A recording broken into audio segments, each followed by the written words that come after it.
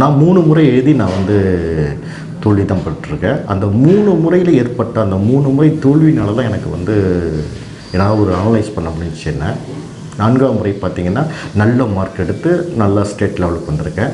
அவர் ஒரு மாதிரி சொல்லியிருப்பார், ஒரு புத்தகத்தில் இவர் ஒரு மாதிரி எழுதியிருப்பார், இன்னொரு ஆறு ஒரு மாதிரி எழுதியிருப்பார், இன்னொரு புத்தகத்தில் இன்னொரு மாதிரியாக எழுதியிருப்பார். அப்போ 3ஐயும் நீங்கள் வந்து கம்பாரிசன் பண்ணும்போது தான் ஒரு பொதுவான 4வது ஐடியா ஒன்று கிடைக்கும் உங்களுக்கு. அந்த 4வது ஐடியா தான் உங்களுக்கு என்ன செய்யணும், டிஆர்பி கொஸ்டின் அமையும். யூத் பேப்பரின் இனிய வணக்கம். மறக்காமல் சப்ஸ்கிரைப் பண்ணுங்கள், பக்கத்தில் இருக்க பெல் ஐகானை கிளிக் பண்ணுங்கள். தேங்க்யூ. வணக்கம், என் பேர் விஜயகுமார். நான் கடலூர் மாவட்டத்தில் அரசு மேல்நிலைப்பள்ளியில் முதுகலை பட்டதாரி ஆசிரியர் விலங்கியலில் பணிபுரிகிறேன். நான் 2006 டிஆர்பியில் சுவாலஜியில் ரேங்க் நம்பர் 1 வந்திருக்கேன், ஸ்டேட் ஃபர்ஸ்ட் வந்திருக்கேன். அதாவது எந்த சப்ஜெக்டாக இருந்தாலும் நீங்கள் கான்சன்ட்ரேட் பண்ண வேண்டியது பார்த்தீங்கன்னா காமனாக பார்த்தீங்கன்னா 40 மார்க் உங்களுக்கு வந்து காமனாக கிடைக்கிது. அது சைக்காலஜிலையும் ஜென்ரல் நாலேஜ்லேயும் தான் அமைஞ்சிருக்கு. இப்போ ஜென்ரல் நாலேஜ், சைக்காலஜி இந்த 40 மார்க்கு யார் வந்து நல்ல அதிகமான ஸ்கோர் இருக்கிறாங்களோ அவங்களால தான் வந்து டாப்பராக வர முடியும். அது எந்த சப்ஜெக்டாக இருந்தாலும் சப்ஜெக்ட் படித்தவங்களை வந்து எப்படி இருந்தாலும் ஒரு 70 மார்க் நீங்கள் வாங்குவீங்க. அப்போ அந்த சப்ஜெக்டில் மேற்கொண்டு பார்த்தீங்கன்னா உங்களுக்கு வந்து ஒரு 40 மார்க் தான் உங்களுக்கு வேரியேஷன் இருக்குது. அந்த 40 மார்க்கு உங்கள் ஏரியாவை பிரித்து பாருங்கள். எந்த சப்ஜெக்டாக இருந்தாலும் அந்த சப்ஜெக்டில் எந்தெந்த சிலபஸில் எந்தெந்த யூனிட்டில் உங்களுக்கு மார்க்கு குறையுதுங்கிறத நீங்களே ஒரு புள்ளி உரம் போட்டு பார்த்தீங்கன்னா உங்களுடைய தவறு எந்த நடந்திருக்குன்னு உங்களால் அனலைஸ் பண்ண முடியும். முதல்ல அந்த தவறை நீங்கள் என்னென்னு பாருங்கள். அந்த தவறை நீங்கள் வந்து சரி பண்ணால் தான் உங்களால் அச்சீவ் பண்ண முடியும். நான் 3 முறை எழுதி நான் வந்து தோல்வி தான் பட்டிருக்கேன். அந்த 3 முறையில் ஏற்பட்ட அந்த 3 முறை தோல்வினால தான் எனக்கு வந்து ஏதாவது ஒரு அனலைஸ் பண்ண முடிஞ்சிச்சு. என்ன 4ஆம் முறை பார்த்திங்கன்னா நல்ல மார்க் எடுத்து நல்லா ஸ்டேட் லெவலுக்கு வந்திருக்கேன். வந்து இன்றைக்கி நல்ல போஸ்டிங்கில் இருக்கேன். அடுத்து பார்த்திங்கன்னா சைக்காலஜி சொல்கிறேன்ல, அந்த சைக்காலஜிங்கிறது பெரிய கடல். அதுக்கு பார்த்திங்கன்னா மேக்ஸிமம் சில பேர் பார்த்திங்கன்னா சரியாங்கன்னா அந்த சில புத்தகங்கள் சில பேர் சொல்ல விருப்பப்படல, அதை சொல்லக்கூடாது. அது மாதிரி புத்தகங்களை வந்து வாங்கி நம்பி பிடிக்காதீங்க. சில புத்தகங்களுக்கு பார்த்திங்கன்னா மார்க்கெட்டிங்கில் உங்களுக்கு கிடைக்கிது, இந்த சைக்காலஜிக்குன்னு ஒரு சில புத்தகங்கள் கிடைக்கிது. அதுலாம் பார்த்திங்கன்னா ஃபண்டமெண்டல் மட்டும்தான் இருக்கும். அடுத்தது பார்த்திங்கன்னா டீப்பாக போனீங்கன்னா உள்ளே எதுவுமே இருக்காது. அதாவது ஃபண்டமெண்டல் மட்டும்தான் அதில் இருக்கும். அதாவது இந்த ஸ்டடிக்கும் நம்ம வந்து எக்ஸாமினேஷன் ஸ்டடிக்கும் வந்து அதை வச்சு நீங்கள் ப்ரிப்பேர் பண்ணிங்கன்னா ஒன்றுமே பண்ண முடியாது. எல்லாமே உங்களுக்கு அந்த ஏரியா போய் இப்போ அந்த சைக்காலஜிங்கிற ஏரியாவில் நீங்கள் போய் அந்த கொஸ்டின் பேப்பரை பிடிச்சிங்கன்னா ஒன்றுமே உங்களுக்கு தெரியாது, ஒன்றுமே புரியாது. அதாவது பிளாங்காக இருக்கும். உங்களுக்கு ஏதோ ஒரு புரியாத உலகத்தில் இருக்க மிகப்பெரிய கொஸ்டின் பேப்பர் வாங்கி பார்த்ததும் அப்போயே உங்களுக்கு அந்த பதட்டத்திலேயே பார்த்தீங்கன்னா நீங்கள் நிறைய தவறுகள் பண்ண ஆரம்பிச்சிடுவீங்க. அதனால் ஸ்டாண்டர்டான புக்ஸை பாருங்கள். முதல்ல புக்ஸை வந்து மெட்டீரியல் தான் முக்கியம். அந்த முக்கியமான மெட்டீரியலில் பார்த்தீங்கன்னா ஃபஸ்ட்டு ஸ்டாண்டர்டு புக்கு. அந்த ஸ்டாண்டர்டான புக்கு என்ன அதை பாருங்கள். அதை தூக்கி இன்னொன்று உங்களுடைய பயணம் வந்து போயிட்டுருக்கணும். மார்க்கெட்டிங்கில் கிடைக்கிது, கடையில் விற்கிற அந்த புக்ஸை கண்டிப்பாக வாங்காதீங்க. அதில் வந்து அந்த குவாலிட்டி இருக்காது. பார்த்திங்கன்னா ஒரு தியரியை பார்த்திங்கன்னா மேக்ஸிமம் சைக்காலஜியை பொறுத்த வரைக்கும் பார்த்திங்கன்னா ஒரு தியரின்னு எடுத்துக்கிட்டிங்கன்னா அந்த தியரி பார்த்திங்கன்னா ஒருத்த ஒரு மாதிரியாக சொல்லியிருப்பான், இன்னொருத்த இன்னொரு மாதிரியாக சொல்லியிருப்பான். அப்போ பார்த்திங்கன்னா இந்த சைக்காலஜியை பொறுத்த வரைக்கும் நிறைய எக்ஸ்பெரிமெண்ட் தியரி தான். இதை தான் நம்ம வந்து இப்போ கேட்குறாங்க கொஸ்டினாக. இப்போ அதுக்கேற்ற பார்த்திங்கன்னா இப்போ அதெல்லாம் வந்து இந்த கடைகளில் கிடைக்கக்கூடிய புக்ஸில் கிடைக்காது. இதனால் கண்டிப்பாக நீங்கள் வந்து நல்ல லைப்ரரி நோக்கி போங்க. நல்ல லைப்ரரி போய் நல்ல புத்தகங்கள் சைக்காலஜி அது இந்தியன் எஜுகேஷன் சம்மந்தமான புத்தகங்களை எடுங்க. அதை பற்றி ப்ரிப்பேர் பண்ணி தனி நோட்ஸை நீங்கள் உருவாக்குங்க. நீங்கள் 4 பேருக்கு வழிகாட்ட முடியும். அந்த நோட்ஸை வந்து நீங்களே ஓனாக ப்ரூவ் பண்ணால் தான் நீங்கள் 4 பேருக்கு வழி சொல்ல முடியும். அதே மாதிரிக்க சைக்காலஜிங்கிறது வந்து நமக்கு வந்து உள்ளே போக புது விஷயங்கள் நிறையா கிடைக்கும். லைப்ரரி போய் புக்ஸ் கலெக்ட் பண்ணி அது சம்மந்தம் பார்த்திங்கன்னா புது விஷயங்கள் கிடைக்கும். அந்த புது விஷயங்களை வந்து நோட் பண்ணி அப்படியே எழுதி படிங்க. அடுத்து வந்து சில விஷயங்கள் பார்த்திங்கன்னா இப்போ சைக்காலஜியை பார்த்திங்கன்னா நான் சில இடங்களில் வந்து ஹிஸ்ட்ரியோட கம்பேர் பண்ணுவேன். சில விஷயங்கள் நடக்கும். இப்போ சைக்காலஜியில் பார்த்திங்கன்னா இப்போ வந்து கிட்டத்தட்ட அந்த 1962 சொல்லுவாங்க. இதெல்லாம் சில கமிட்டிஸ் வந்து வெளியே வந்திருக்கும். இந்த கோதாரி கமிஷன். அடுத்தது பார்த்திங்கன்னா நிறையா வந்து இந்தியாவுடைய மேக்னா கர்த்தா இந்தியாவுடைய மேக்னகர்த்தான்னு சொல்லுவாங்க. இதெல்லாம் பார்த்திங்கன்னா சில இயர்ஸ் ஆண்டுகளை சொல்லுவாங்க. இந்த ஆண்டுகளை வந்து என்ன செய்யணும்னா நம்ம மறக்காமல் இருக்கணும்னா ஹிஸ்ட்ரியினுடைய சில ஈவெண்ட்ஸுக்கு உங்களுக்கு தெரிஞ்ச ஈவெண்ட்ஸுகள் நடத்திருப்போம். இப்போ பார்த்திங்கன்னா இப்போ அதாவது இப்போ நமக்கு வரலாறில் வந்து சில காலநிலை நிகழ்வுகள் வந்து சில சார்ட் போடுவாங்க. அந்த சார்ட்டோட கம்பேர் பண்ணிங்கன்னா ஈஸியாக நீங்கள் வந்து அந்த காலங்கள் அந்த ஆண்டுகளை வந்து நீங்கள் வந்து கண்டிப்பாக வந்து நீங்கள் மனசில் நிலைநிறுத்த முடியும். அப்போ அந்த இடத்துல கம்பேர் வந்து செய்யணும்னா நீங்கள் ஹிஸ்ட்ரியோடு தான் போகணும். ஹிஸ்ட்ரியோடு தெரிஞ்ச சில ஈவெண்ட்ஸ் 1921 என்ன, அது சம்மந்தமான சில கமிட்டிஸ் வந்து அந்த எஜுகேஷனில் இருக்குது. 1926 56 இருக்குது, 80 இருக்குது.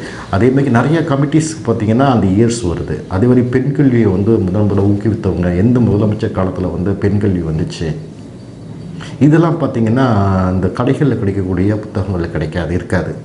அதனால் இதெல்லாம் ஸ்டாண்டர்ட் புத்தகம் பார்த்தா அதில் கிடைச்சா அது தேடினா தான் உங்களுக்கு அதெல்லாம் கிடைக்கும். இந்த முதல்ல பெண் கல்வியை பற்றி சொன்னவர் வந்து பக்தச்சுல கமிட்டி தான் நமக்கு வருது. இதெல்லாம் வந்து இந்து மாதிரி கடைகளில் கிடைக்கக்கூடிய புத்தகங்களில் கிடைக்காது. உங்களுடைய தேடுதலால் தான் தெரிஞ்சிக்க முடியும். அதேமாதிரி சைனீஸ் ஸ்கூலை பற்றி கொஸ்டின்கள் இருக்கும். அதே மாதிரிக்கு பார்த்திங்கன்னா மீத்திரன் உள்ள மாணவர்கள். அடுத்தது இன்டெலிஜென்ஸ் பற்றி அதனால் நல்லா தெரிஞ்சிக்கக்கூடிய விஷயங்கள் நிறையா இருக்குது. அடுத்தது மெமரியில் பார்த்திங்கன்னா அந்த ஹிப்னாட்டிசம்னு ஒன்றே பார்த்திங்கன்னா ஃபாதர் ஆஃப் ஹிப்னாட்டிசம் பார்த்திங்கன்னா யார், இது மாதிரி கொஸ்டின் நிறையா இருக்கும். அடுத்தது பார்த்திங்கன்னா ஹட்வர்ஜென்ட் திங்ஸ், அதை பற்றி நிறைய கொஸ்டின் கேட்பாங்க. அது டைவர்ஜென்ட்னா என்ன, லேர்னிங் தியரியில் தாண்டேக் என்ன சொல்லியிருக்கான், அதாவது என்ன சொல்கிறான். அடுத்து லேர்னிங் பற்றி மாஸ்லோவுடைய படிநிலைகள் எப்படி இருக்குது, இதெல்லாம் வந்து நான் அந்த படிநிலைகளில் பார்த்திங்கன்னா அந்த டயக்ராம் மட்டும் ஒன்று கொடுத்துருப்பாங்க உங்களுக்கு, டைமென்ஷனல் டயக்ராம். அந்த டயக்ராமை பார்த்திங்கன்னா நல்லா நீங்கள் வந்து அந்த படிநிலைகள் எப்படி, அதோடைய மல்டிப்ளிகேஷனில் எத்தனை நிலைகள் வருது, அதெல்லாம் நல்லா பார்க்கணும். அதெல்லாம் கொஸ்டின் நிறைய கேட்குறாங்க அந்த மாஸ்லோவுடைய படிநிலைகள். அதேமாதிரிக்கு அந்த கேக்னெட்டினுடைய டெவலப்மெண்ட் வருது. அடுத்து பியாஜேனுடைய தேரி இருக்குது. இதெல்லாம் பார்த்திங்கன்னா கேக்னெட் டெவலப்மெண்ட்டை பற்றி நிறையா சொல்கிறாங்க. அப்போ அது சம்மந்தமான தேடல்கள் நிறையா போகணும். அதே மாதிரிக்க மாண்டிசோரி முறை, சில இடத்துல பார்த்திங்கன்னா மாண்டிசோரி இந்த first the word use the person ஒருத்தவங்க இருக்காங்க. அடுத்தது மாண்டிசோரி ஸ்கூல் உடனே நமக்கு மாண்டிசோரி தான் எவ்வளோ வரும். அந்த மாண்டிசோரிங்கிறத ஒருத்தன் பயன்படுத்தியிருப்போம். அதே மாதிரிக்கு பார்த்திங்கன்னா அந்த ஃபாதர் ஆஃப் ஹிப்னாட்டிசம்னு ஒருத்தவங்க இருக்காங்க. நிறையா அதே மாதிரிக்க சைக்காலஜியில் வந்து நிறையா ஃபாதர்ஸ் வர்றாங்க. எந்தெந்த ஏரியான்னு அதை வந்து நீங்கள் போகணும். அதே மாதிரிக்கு கல்வியாளர்களை பொறுத்த வரைக்கும் ரூஸ்வனா யார், அவங்க என்னென்ன பண்ணுறாங்க, அவங்களுடைய விஷயங்கள் எல்லாம் நிறைய தெரிஞ்சுக்கணும். தாக்கூருடைய கோட்பாடுகள், காந்தியினுடைய கோட்பாடுகள், 2 or die சொல்லியிருப்பார். இந்த இதுமாரி தான் வேறு சொல்லுவாங்க. Who is the person use to who, அதாவது 2 or die. இந்த கொஸ்டின் ஒரு இயர் கொஸ்டின் பேப்பரில் நம்ம கேட்டிருக்காங்க. அதே மாதிரிக்கு பார்த்திங்கன்னா நிறையா விஷயங்கள் பார்த்திங்கன்னா சரியான புத்தகத்தில் வந்து இருக்கும். அதனால் நம்ம புத்தகங்கள் நிறைய கலெக்ட் பண்ணுங்கள். அதே மாதிரிக்கு சைக்காலஜி பொறுத்த வரைக்கும் நீங்கள் தனியாக படிக்கிறத விட ஒரு 4 நண்பர்களோட சேர்ந்து குரூப் டிஸ்கஸ் பண்ணுங்கள். அப்படி விவாதிக்கப்படும் போது நிறைய விஷயங்கள் வெளிவரும். அவர் ஒரு மாதிரி சொல்லியிருப்பார், ஒரு புத்தகத்தில் இவர் ஒரு மாதிரியாக எழுதியிருப்பார், இன்னொரு ஆறு ஒரு மாதிரியாக எழுதியிருப்பார், இன்னொரு புத்தகத்தில் இன்னொரு மாதிரியாக எழுதியிருப்பார். அப்போ 3ஐயும் நீங்கள் வந்து கம்பாரிசன் பண்ணும்போது தான் ஒரு பொதுவான 4வது ஐடியா ஒன்று கிடைக்கும் உங்களுக்கு. அந்த 4வது ஐடியா தான் உங்களுக்கு என்ன செய்யணுமா டிஆர்பி கொஸ்டின் அமையும். அதனால் சைக்காலஜியை பொறுத்த வரைக்கும் நீங்கள் வந்து group discuss best. Group discuss பண்ணுங்கள், நண்பர்களோட பகிர்ந்து கொள்ளுங்கள். நிறைய நண்பர்களோட பகிர்ந்து கொள்ளும்போது தான் நமக்கு வந்து சைக்காலஜி நிறையா மனசுக்குள்ளே பதியும். அப்படி பதினோம்னா சைக்காலஜியை வந்து டிஸ்கஸ் பண்ணுங்கள். டிஸ்கஸ் பண்ணாமல் சைக்காலஜி புரிஞ்சிக்க முடியாது. அதே மாதிரிக்கு பார்த்திங்கன்னா ஜென்ரல் நாலேஜின்னு பொறுத்த வரைக்கும் அந்த ஏரியா அப்படிங்க. அந்த ஏரியா பார்த்திங்கன்னா தமிழ்லேருந்து எத்தனை மார்க் கொஸ்டின் வருதுன்னு பாருங்கள், சோசியல் சயின்ஸில் எத்தனை மார்க் கொஸ்டின் வருது, சயின்ஸை பொறுத்த வரைக்கும் 3 பிரிங்க, ஃபிசிக்ஸில் எத்தனை மார்க் கொஸ்டின் இருக்குது, கெமிஸ்ட்ரியில் எத்தனை மார்க் கொஸ்டின் கேட்குறாங்க. அடுத்தது பார்த்தீங்கன்னா பாட்டி அண்ட் சுவாலஜி, அதாவது சயின்ஸை பொறுத்தவரை என்ன வச்சுருவாங்க, ஃபிசிக்கல் அண்ட் நேச்சுரல் சயின்ஸ் பிடிப்பாங்க. ஃபிசிக்கல் சயின்ஸில் எத்தனை கொஸ்டின் மார்க், எத்தனை வந்து ஜிகே கேட்குறான். அடுத்தது பார்த்திங்கன்னா நேச்சுரல் சயின்ஸில் எத்தனை கொஸ்டின் மார்க் கேட்குறான்னு பாருங்கள். அடுத்தது பார்த்திங்கன்னா ஃபோர்ஸ் அண்ட் ஈவெண்ட்ஸ், அதை பாருங்கள், அதில் ஒரு கொஸ்டின் கேட்குறது வாய்ப்பு இருக்குது. அடுத்தது நோபல் வின்னர்லேருந்து கொஸ்டின் கேட்பாங்க. அடுத்தது பார்த்திங்கன்னா ஆதர் அண்ட் ரைட்டர்ஸ், அதாவது புக்ஸ் அண்ட் ஆதரை பற்றி ஒரு கொஸ்டின் கண்டிப்பாக கேட்பாங்க. இப்படி பார்த்திங்கன்னா ஒரு 10 மார்க் கொஸ்டின் வந்து இந்த ஏரியாக்குள்ளே தான் எடுக்கிறாங்க. இந்த ஏரியாக்குள்ளே தான் எடுக்கிறாங்க. இந்த ஏரியாவை மட்டும் நீங்கள் அனலைஸ் பண்ணி நீங்கள் படிச்சிங்கனாலே கண்டிப்பாக உங்களால் வந்து இந்த 40 மார்க்கு உங்களுக்கு கிட்டத்தட்ட பார்த்தீங்கன்னா ஒரு நியரஸ்ட் ஒரு பார்த்திங்கன்னா ஒரு 32 மார்க் 8 மார்க் போனால் கூட பரவாயில்ல, 32 மார்க் உங்களால் அதில் வாங்க முடியும். கிட்டத்தட்ட பார்த்தீங்கன்னா நீங்கள் டிஆர்பி எக்ஸாமினேஷனில் பார்த்தீங்கன்னா ஒரு 20 மார்க் கிட்டத்தட்ட 130க்கு மேலே நீங்கள் வந்து அச்சீவ் பண்ணணும்னு எய்ம் பண்ணால் தான் நம்ம வந்து சக்ஸஸ் டாப்பராக வர முடியும். ஒரு கண்டிப்பாக கிட்டத்தட்ட பார்த்திங்கன்னா ஒரு 20 மார்க் கூட நம்ம வந்து சில சபைகளில் பார்த்திங்கன்னா இப்போ இருக்கக்கூடிய காலகட்டங்களில் பார்த்திங்கன்னா மாஸ் மீடியா கம்யூனிகேஷன் நிறையா இருக்குது, எல்லாருக்கும் எல்லா மெட்டீரியலும் கிடைக்கிது, அதனால் ஹார்ட் ஒர்க் நிறையா இருக்கும், காம்படிஷன் ஹையாகவும் இருக்கும்.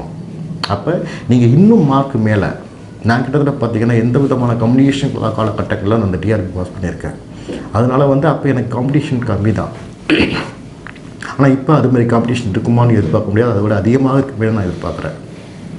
அதனால் நீங்கள் ஏரியா போகிறீங்க, அதே மாதிரிக்க எந்த சப்ஜெக்டாக இருந்தாலும் உங்களுடைய சப்ஜெக்டில் நீங்கள் மாஸ்டர், அதை மறந்துடாதீங்க. அந்த நம்பிக்கையை நீங்கள் ஏற்படுத்திங்க. அது யாழ் சப்ஜெக்ட்டு, அது வந்து physics, chemistry, botany, mathematics, zoology, social science, commerce, editor இதாக இருக்கட்டும், அதில் நீங்கள் மாஸ்டர்.